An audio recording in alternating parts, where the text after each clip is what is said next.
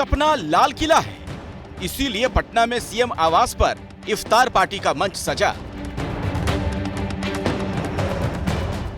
बिहार शरीफ और सासाराम में हिंसा वाली तस्वीरें बिहार के जहन से अभी उतरी नहीं हैं।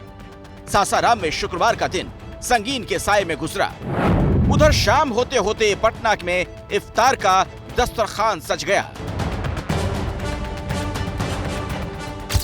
इफ्तार की दावत पटना में, नजर दिल्ली पर और टारगेट मुस्लिम है। बिहार में 17% मुस्लिम आबादी है।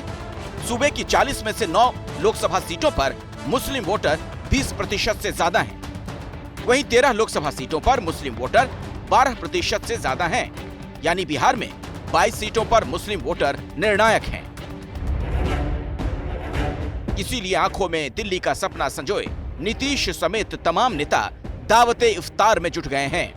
4 अप्रैल को नीतीश की पार्टी के एमएलसी खालिद अनवर इफ्तार की दावत दे चुके हैं। आज का इफ्तार सीएम के आवास पर है।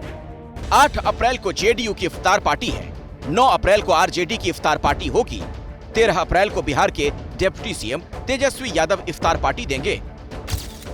दूसरे नेताओं को शामिल करें तो बिहार में इफ्तार वाली ये फहरिस्त लंबी है और इस लंबी होती लिस्ट के पीछे वजह वही मुस्लिम वोट की चाहत। अगले वर्ष में हुआ, इस वर्ष में हुआ। लोगों की आदत हो गई है बिना मतलब की बात कर। मुस्लिम वोटों की चाहत में इफ्तार पार्टी देने का राजनीतिक दलों और राजनेताओं का इतिहास काफी पुराना रहा है। इसकी शुरुआत देश के पहले प्रधानमंत्री जवाहरलाल नेहरू की तरफ से की गई थी।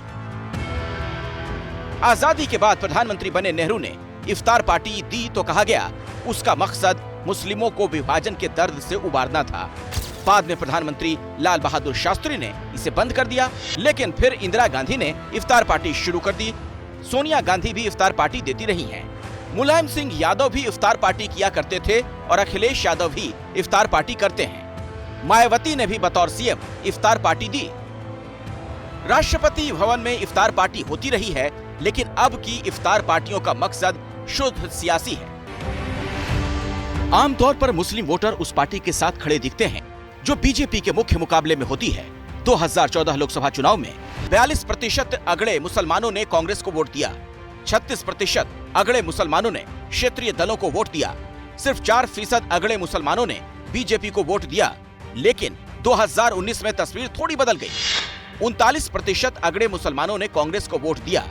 44% अगड़े मुसलमानों ने क्षेत्रीय दलों को वोट दिया। 7% अगड़े मुसलमानों ने बीजेपी को वोट दिया। यानी 2 लोकसभा चुनाव में मुसलमानों के बीच बीजेपी की पैठ बढ़ी है और विपक्षी दलों की असल चिंता यही है, क्योंकि अब तो मुसलमान भी कहने लगे हैं बीजेपी को लेकर उनका मन बदल रहा है। कांग्रेस का ही वोटर हूं, मैं कांग्रेस को ही वोट देता था, लेकिन अब मोदी जी का एहसान अदा करने के लिए अब के मेरा पूरा घर बीजेपी को वोट दूंगा। इस इफ्तार के पीछे की सियासी तस्वीर बड़ी है। बेशक ये तस्वीर पटना की है, लेकिन दरअसल ये देश के भविष्य की सियासत की तस्वीर है। इसीलिए इफ्तार पर इतना जोर है।